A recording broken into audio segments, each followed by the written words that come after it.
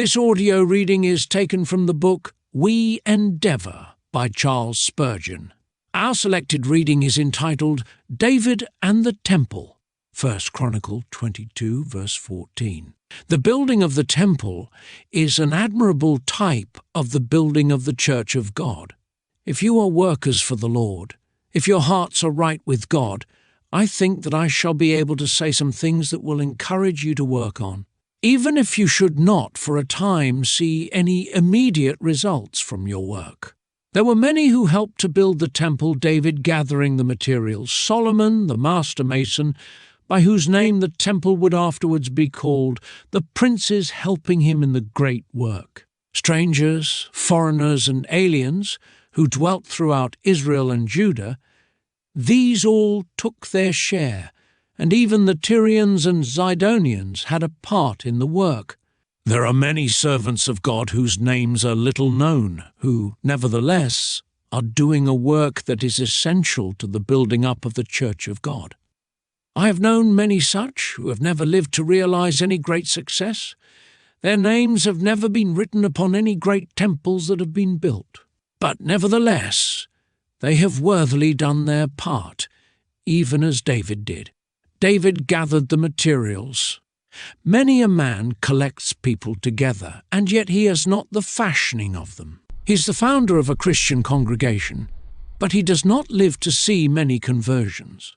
He gets together the raw material upon which another shall work.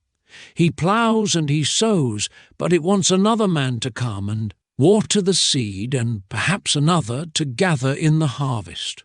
Still, the sower did his work, and deserves to be remembered for what he did. David did his part of the work in getting together the materials for the temple, besides which he fashioned some of the materials. He had the stones cut from the quarry, and many of them shaped to take their places by and by in silence in the temple, when it should be reared without sound of hammer or axe. So, there are teachers and preachers who help to form the characters of their scholars and hearers by working away upon their minds and hearts. They will never build up a great church, but still they are knocking the rough edges off the stones. They are preparing and fashioning them, and by the builder will come and make good use of them. David prepared the way for Solomon's temple. It was by his fighting that the time of peace came in which the temple could be erected. Though he is called a man of blood, yet it was needful that the foes of Israel should be overthrown. There could be no peace till her adversaries had been crushed, and David did that. You do not hear much about the men who prepare the way for others. Somebody else comes along and apparently does all the work, and his name is widely known and honored. But God remembers the heralds, the pioneers, the men who prepare the way, the men who, by casting out devils, routing grievous errors, and working needful reforms, prepare the way for the triumphal progress of the gospel. David found the site for the temple. He discovered it, he purchased it, and he handed it over to Solomon. We do not always remember the men who prepare the sites for the Lord's temples. Luther is rightly remembered, but there were reformers before Luther. There were hundreds of men and women who burned for Christ, or who perished in prison, or who were put to cruel deaths for the gospel. Luther comes when the occasion has been made for him, and when a site has been cleared for him upon which to build the temple of God. But God remembers all those pre-Reformation heroes. It may be your lot to clear the site, and to make the occasion for others. And you may die before you see even a corner store of your own work laid. For it will be yours when it is finished, and God will remember what you have done. It was David who received the plans from God. The Lord wrote upon his heart what he would have done. He told him, even to the weight of the candlesticks and lamps, everything that was to be arranged. Solomon, wise as he was, did not plan the temple. He had to borrow the designs from his father, who received them direct from God. Many a man is far-seeing. He gets the plan of the gospel into his heart. He sees a way in which great things can be done, and yet he is scarcely permitted to put his own hand to the work. Another will come by and by and will carry out the plan that the first one received, but we must not forget the first man, who went into the secret place of the Most High, and learned in the place of thunder what God would have his people do. David did one thing more. Before he died, he gave a solemn charge to others. He charged Solomon and the princes and all the people to carry out the work of building the temple. I revere the man who, in his old age, when there is weight in every syllable that he utters, concludes his life by urging others to carry on the work of Christ. It is something to gather about your last bed young men who have years of usefulness before them, and to lay upon their conscience and their heart the duty of preaching Christ crucified, and winning the souls of men for the Lord. So you see that David had done his part towards the building of the temple. Have you done your part? You are a child of God. God has loved you and chosen you. You have been redeemed with precious blood. You know better than to think of working in order to save yourself. You are saved, but have you diligently done all that you can do for your Lord and Master? Then there is much else that you can do for Christ in your family, in your business, and in the neighborhood where you live. Could you go to bed tonight and there close your eyes for the last time, feeling, I have finished the work which God gave me to do. I have done all that I could for the winning of souls? I am afraid that some have a talent wrapped in a napkin hidden away in the earth. Dig it up before it gets altogether covered with rust, to bear witness against you. Take it up and put it out to heavenly interest, that your Lord may have what he is entitled to receive. O Christian men and women, there must be very much unused energy in the Church of God. We have a great dynamo that is never used. Oh, that each one would do his own part, even as David did his. We shall soon be gone, our day lasts not very long. The night cometh when no man can work. Shall it be said of you or of me that we wasted our daylight? And then, when the evening shadows came, we were uneasy and unhappy, and though saved by divine grace, we died with sad expressions of regret for wasted opportunities. It is not very long ago that I sat by the bedside of one who was wealthy, I might say, very wealthy. I prayed with him. I had hoped to have found him rejoicing in the Lord, for I knew that he was a child of God, but he was a child of God with a little malformation about the fingers. He could never open his heart as he ought to have done. As I sat by his side, he said, Pray God with all your might that I may live 3 months, that I may have an opportunity of using my wealth in the cause of Christ. He did not live much more than 3 hours after he said that. Oh, that he had woke up a little sooner to do for the Master's church, and cause what he ought to have done.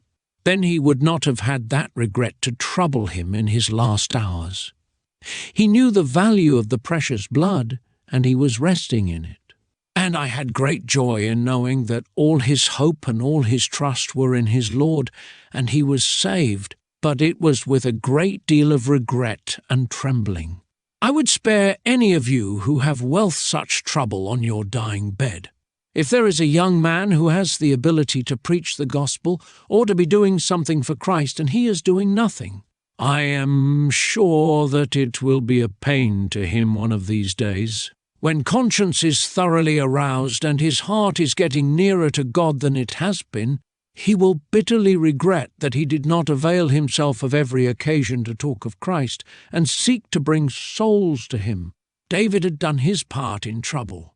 Now behold, in my trouble I have prepared for the house of the Lord 100,000 talents of gold, and so on. In the margin of your Bibles, you will find the words, in my poverty.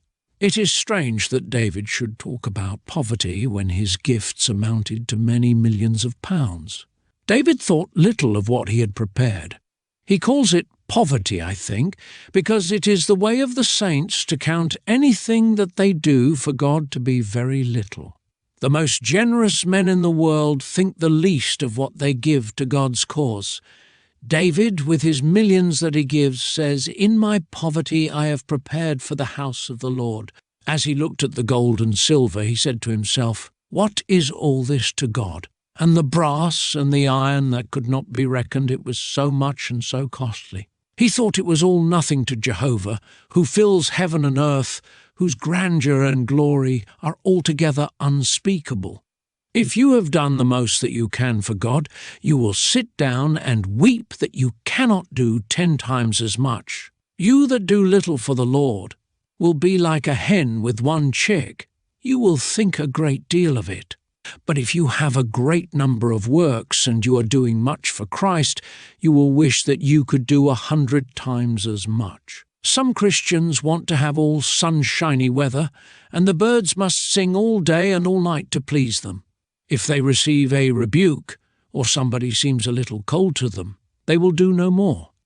I have seen many who called themselves Christians, who were like a silly child at play, who says when something offends him, "I won't play any more." They run away at the first rough word that they hear. But David, in the day of his trouble, when his heart was ready to break, still went on with his great work of providing for the house of God. David prepared for the house of the Lord in his trouble, and I have no doubt that it was a solace to his sorrow. To have something to do for Jesus and go right on with it is one of the best ways to get over a bereavement or any heavy mental depression. If you can pursue some great object, you will not feel that you are living for nothing. You will not sit down in despair, for whatever your trouble may be, you will still have this to live for.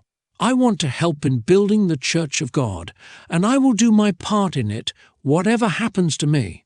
Course poverty or wealth, come sickness or health, come life or death, as long as there is breath in my body, I will go on with the work that God has given me to do. In many Christian works you will have to do without me one of these days, but that will not matter. There will be somebody who will carry on the work of the Lord, and so long as the work goes on, what matter who does it? God buries the workman, but the devil himself cannot bury the work. The work is everlasting, though the workmen die.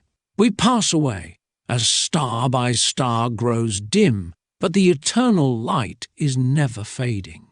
God shall have the victory. His Son shall come in his glory. His Spirit shall be poured out among the people.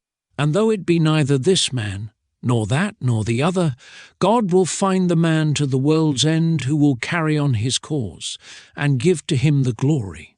This concludes our reading. Thank you for listening.